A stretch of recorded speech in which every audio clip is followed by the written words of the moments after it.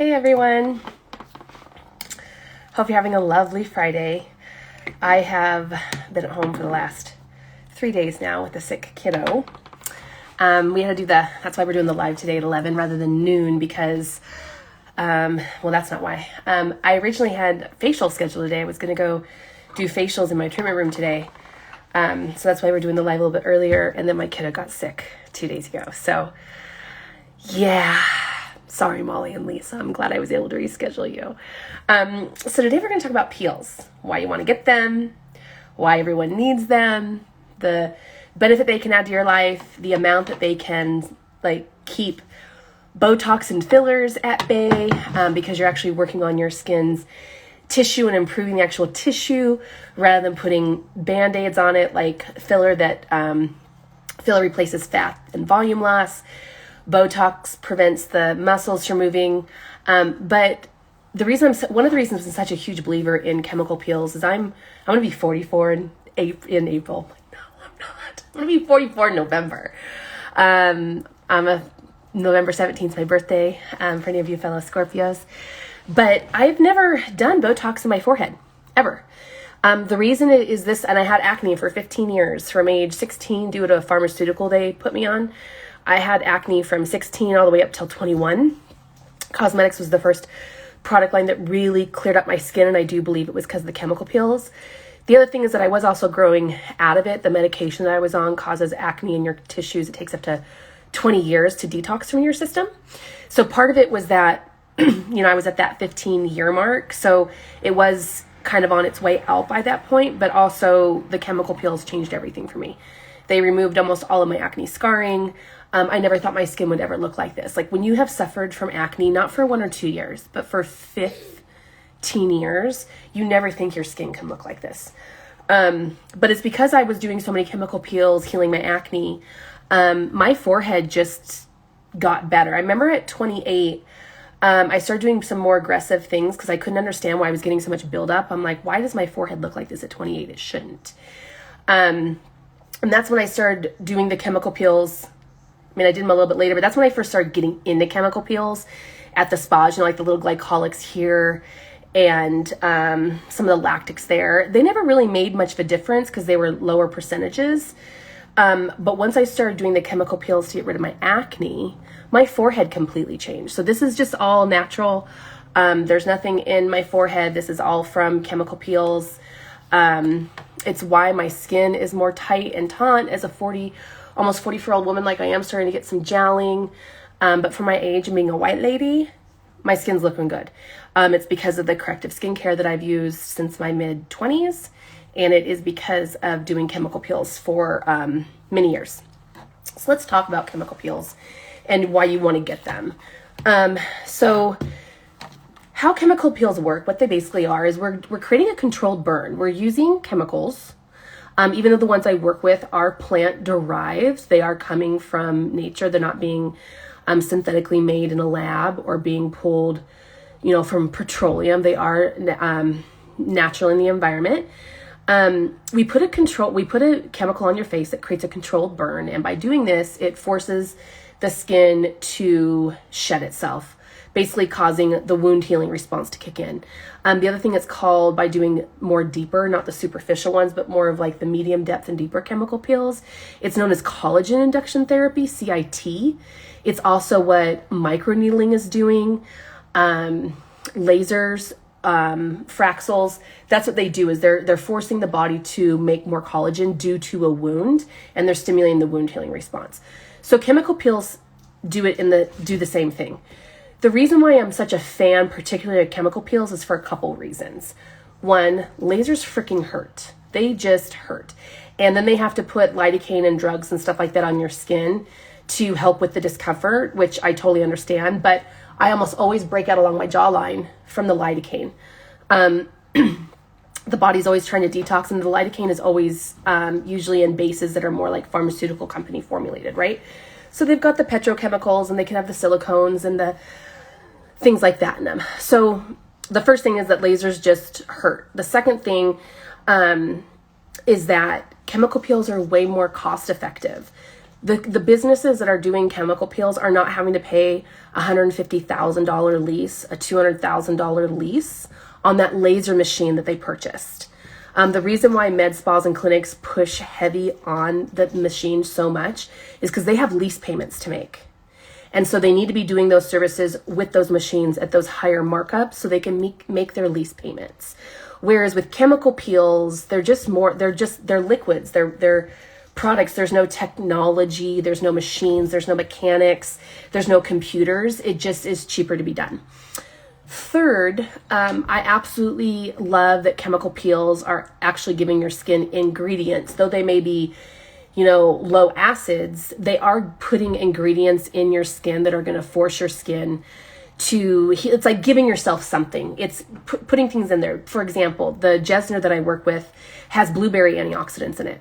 So whereas like when you fire a laser at somebody, you're just firing the laser. Whereas when you're using a Jesner peel, or the one I work with, you are putting the acids on the skin that are going to help exfoliate, but there are also other things in that formulation that are giving nutrients and kindness to your skin, even though you're not being kind to it, if that's making sense.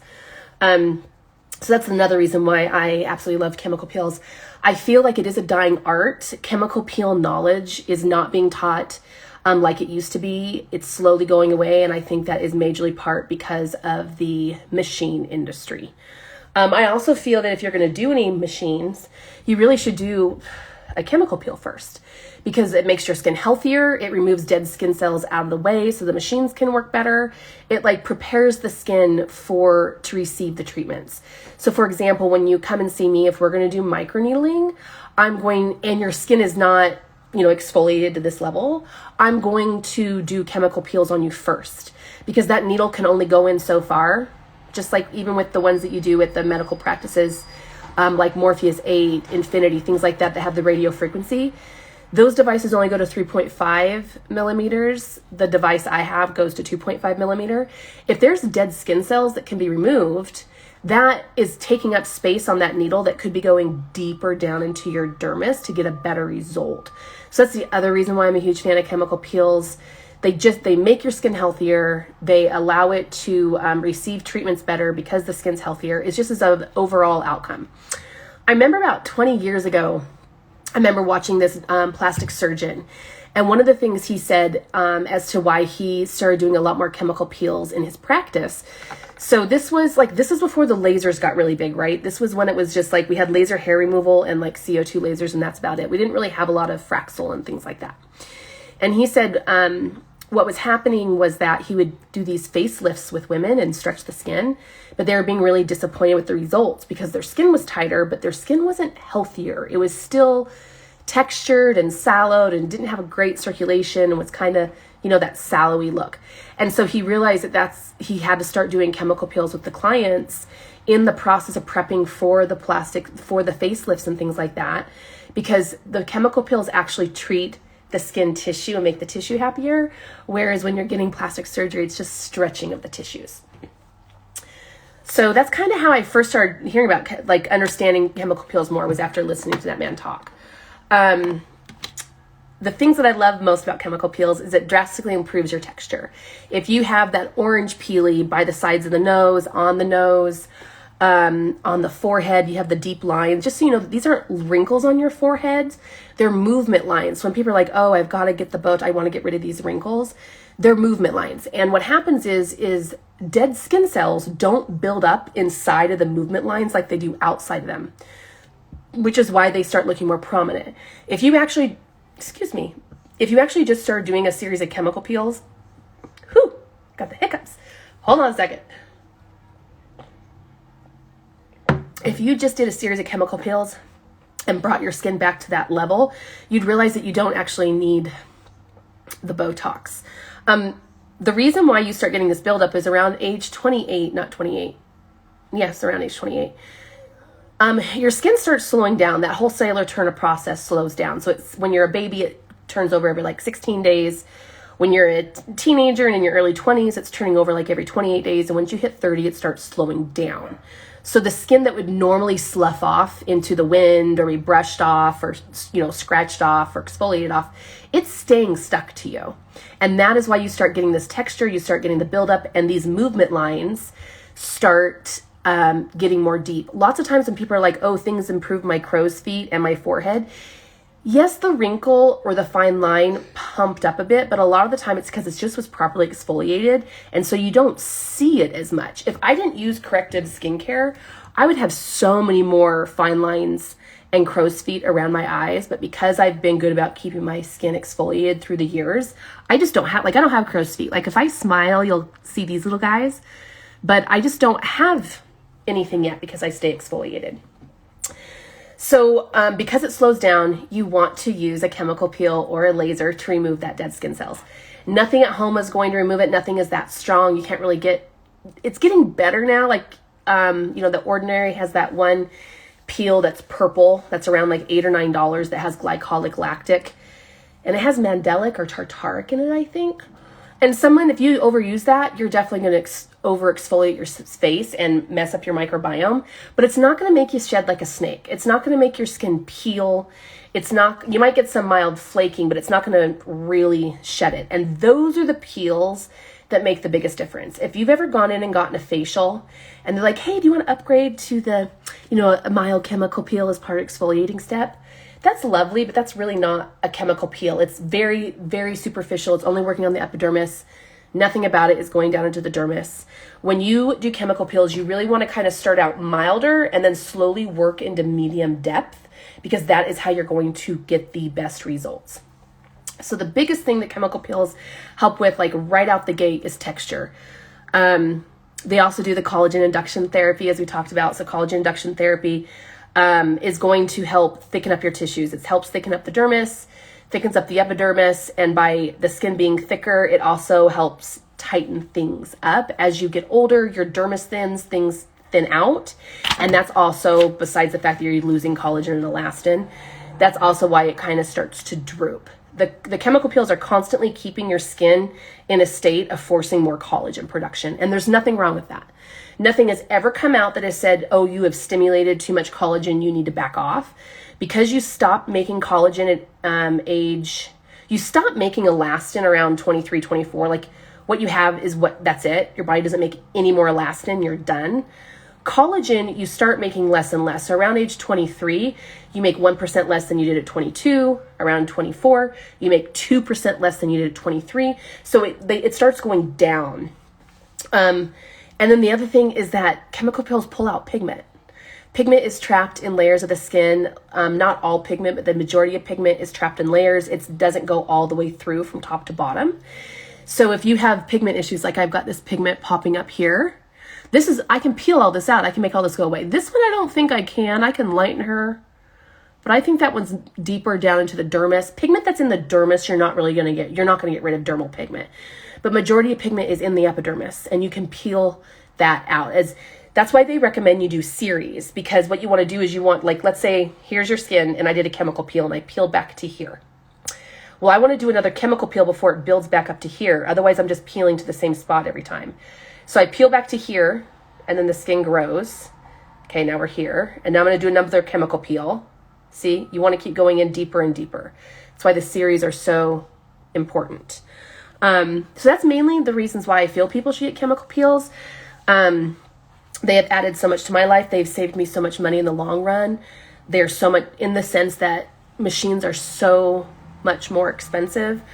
I've saved because I just wouldn't have done it. I look better because I could afford chemical peels and I could do chemical peels. I'm not somebody that can't afford laser treatments. I don't have the money for that. Okay, so let's talk about some of the questions that y'all had.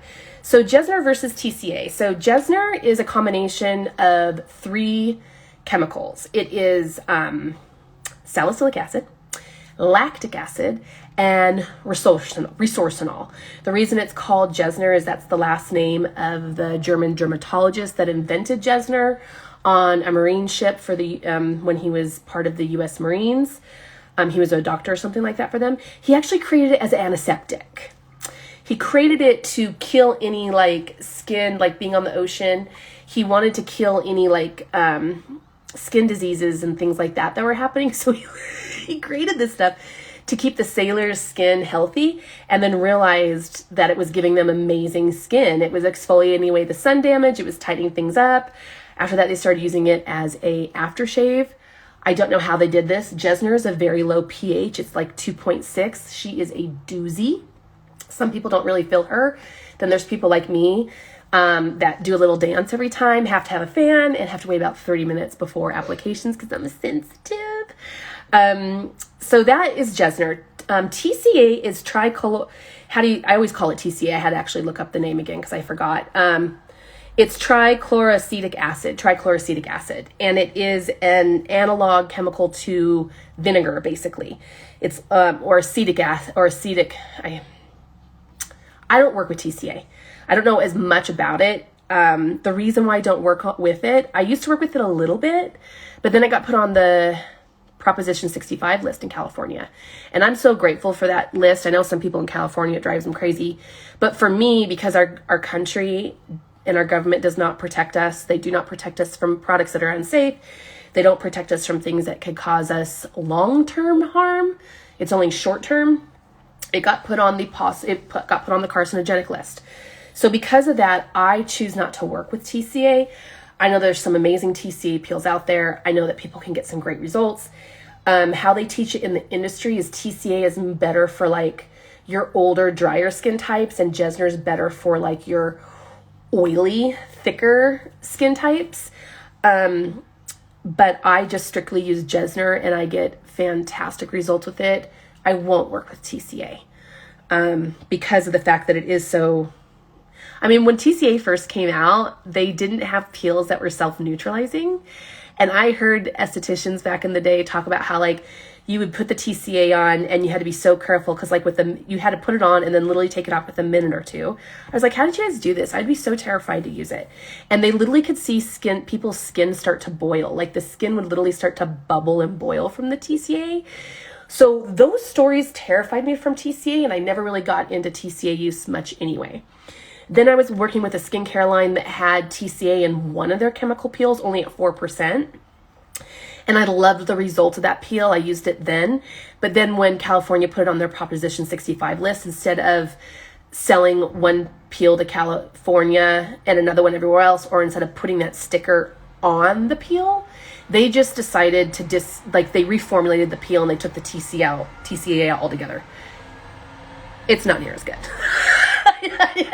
I didn't like the peel after they took the TCA out. I quit using it. And then they eventually came out with another one that I think is far superior. So the reason why so many companies rely heavily on TCA, I think, is because it's cheaper than Jesner. So the reason why you see so much glycolic acid out there is because glycolic acid is the cheapest alpha hydroxy acid out there. It is a synthetic. It's not being derived from sugarcane at all. It is synthetic and patented and owned by DuPont. It is extremely inexpensive. TCA is another one that is very inexpensive. Like Jesner's not cheap. Salicylic acid is not the cheapest ingredient. It's not expensive, but it's not the cheapest. Lactate's not too bad, and resorcinol is not cheap. So the cost to make Jesner is more. So that is why you don't see it as much in skincare lines, because they can make TCA for cheaper. So they do. Capitalism just really ruins everything. Yeah, it does. It does. So that's why I tend to work more with Jesner. I love the formulation. I love the outcome. I have this graph somewhere. I'll try to find it today and post it for you. But it was a graph on how much chemical peels stimulated collagen production. Okay.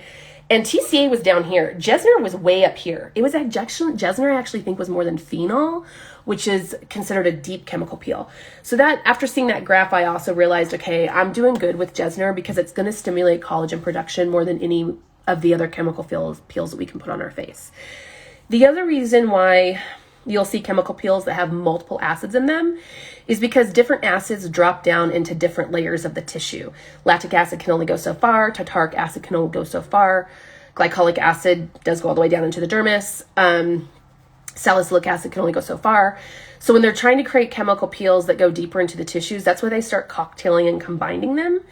They do that for two reasons. One, they become a self-neutralizing peel when you cocktail together different acids and chemical peels. You don't have to put a neutralizer. Like if you just put a straight lactic acid on the skin or a straight salicylic, technically you're supposed to neutralize that before you remove it. But when you mix lactic and salicylic together, they, for some reason, I don't know why, I don't know the science, but they self-neutralize. That's the other reason why I tend to work with cocktailed peels. I don't work with just straight one particular chemical peel ingredient, is because I don't want to deal with neutralizing. If I'm having to neutralize, that means something could potentially go wrong. No, thank you. I have never had, in 17 years, I have never had like a major incident with a chemical peel. I've never had somebody like turn me in or report me, and I'm not about to start now. That's one of the reasons why the Jesner works so well, is because it drops into different layers of the tissue. So that's why you see the cocktailed and combined peels, is because they're dropping in different layers. It's also why you'll see when people are using like an alpha hydroxy acid serum or product on their face, I'm not a fan of the individual ones. Like I don't want to use just a glycolic acid serum. I don't want to use just a lactic acid serum. I want to use a serum with alpha hydroxy acids that has like 3 or 4 alpha hydroxy acids in it, because they drop into different layers of the tissue. It's one of the reasons why, like with The Ordinary, they can charge so little for their products. One is they're going off mass, right? So their markup on the, they're only making maybe a 20% markup on the product. And then they're selling it in very, very large volume. But then also they're selling everything with like only 1 or 2 actives. So you have to buy like a pile of stuff to kind of get what you want. I'm a fan of combined ingredients. Okay, so the best peel for acne. Honestly, all peels are good for acne because of the nature of how chemical peels work. They force the cellular turnover. I'm not a fan of glycolic acid at all. As anybody who knows that follows me, I don't like glycolic acid when it's made by DuPont. Hello, Teflon. They are killing us all. Killing us all. C8 is in every single living being on the planet, they have now discovered. They can't do a blood draw or a blood test on anything with a bloodstream and not have C8 show up on the tests. It's also now why the reports are coming out saying it's not even safe to drink the rainwater anymore. That is because of C8, and C8 is the active ingredient in Teflon that causes things not to stick, okay? And they own glycolic acid. They own all the glycolic acid. Secondly, it doesn't have a receptor site in your skin. So it floats around, not having anything to fit into, but because the molecule is so teeny tiny, which is pretty rare, it does drop all the way down into the dermis. And that's why you get a skin shedding effect. The problem is when you have acne, your skin is already inflamed and irritated, and glycolic acid can and will make it worse. So when I work with when I work with acne people, I'm always going to put salicylic acid on your skin. I'm always going to put Jesner on your skin. I'm always going to put retinoids on your skin. Those are the things that I'm going to look more for. There's lots of alpha hydroxy acids, but when it comes to acne, I want retinols and I want Jesners, and Jesner has 14% salicylic acid in it.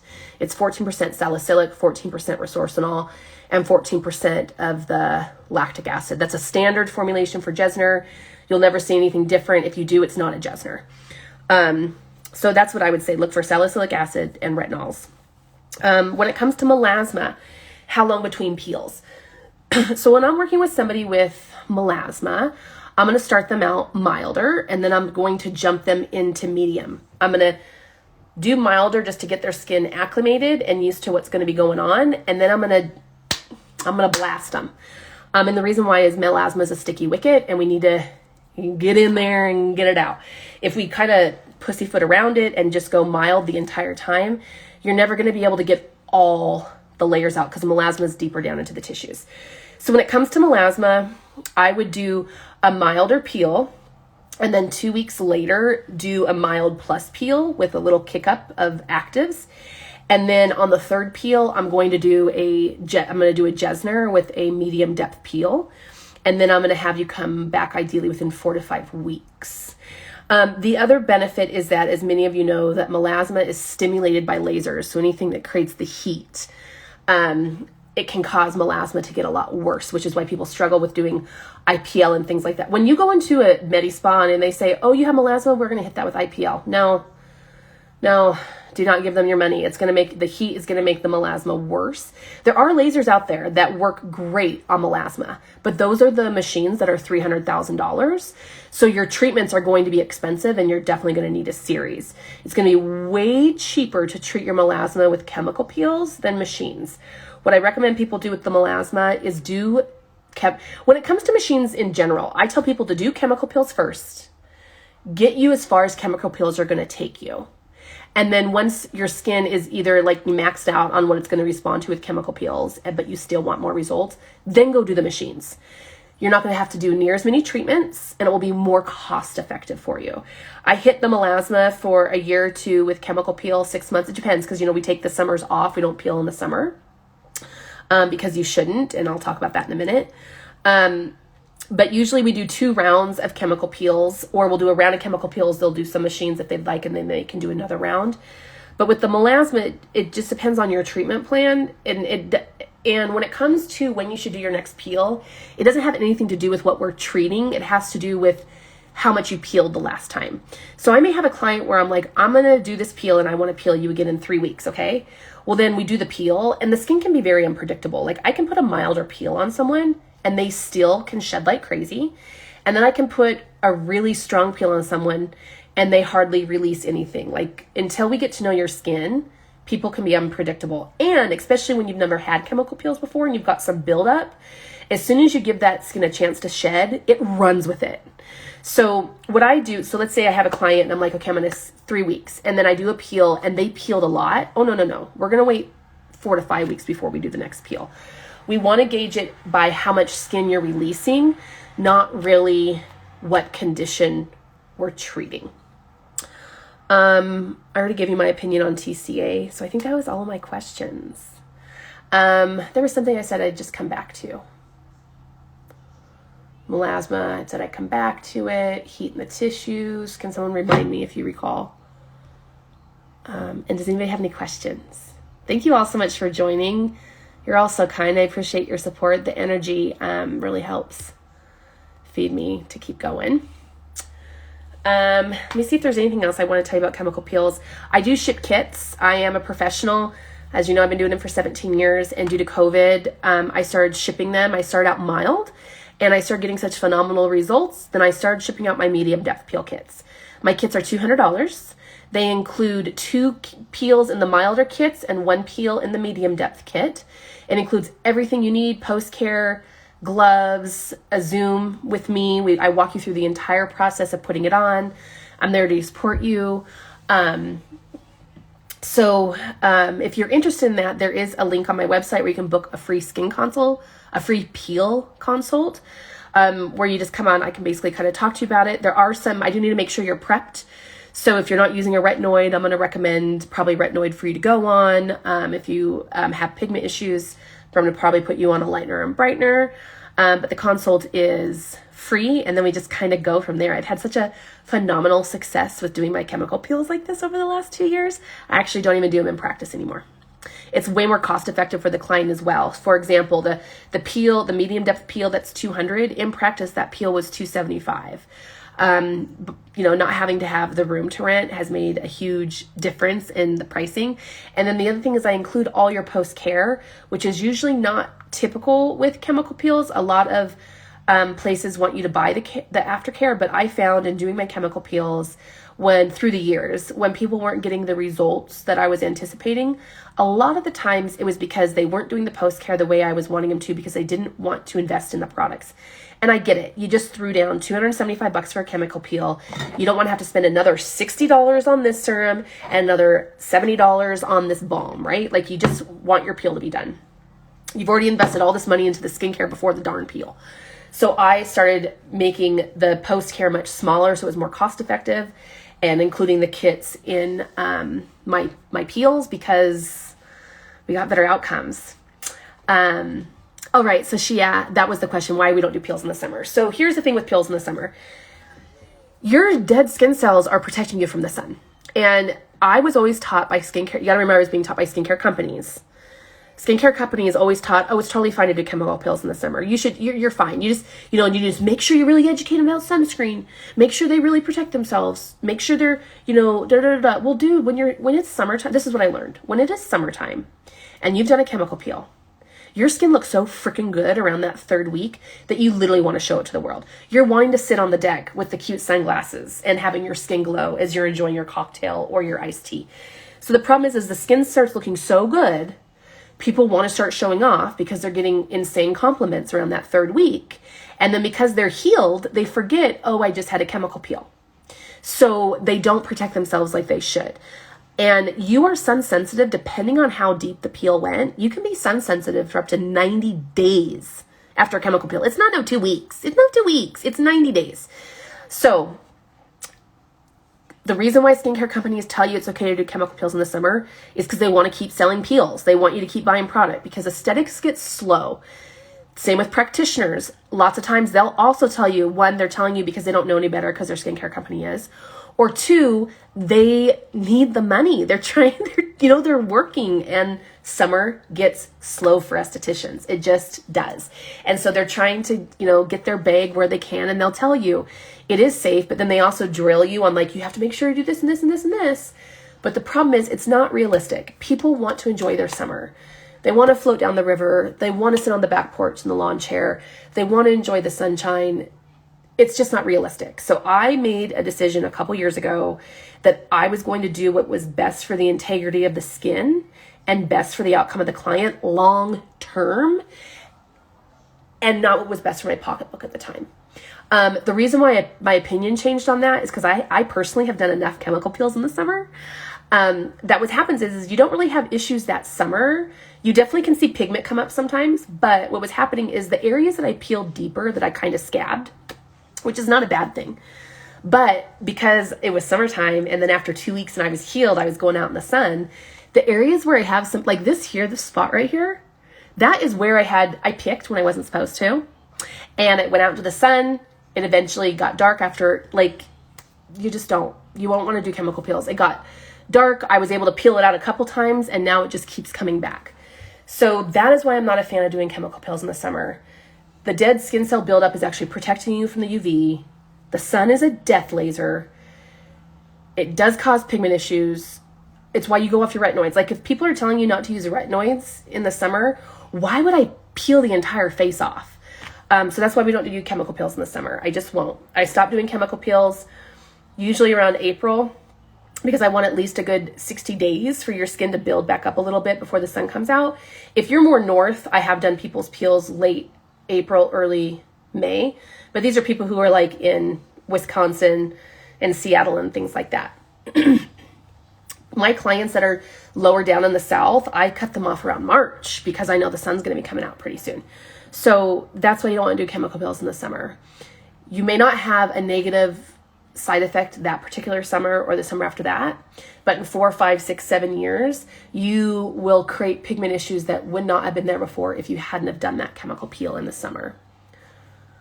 Okay, let me see if there's any more questions. Thank you all so much for joining me today. Next week, we are going to be doing a live with my friend Shannon, and I'm going to put a chemical peel on, and it's going to be like what it would do if we had a Zoom call going on. So I'm going to walk her through the process of what that looks like. You guys can all see what that looks like. I'm super excited. Thank you all. Light and love to you. Mwah.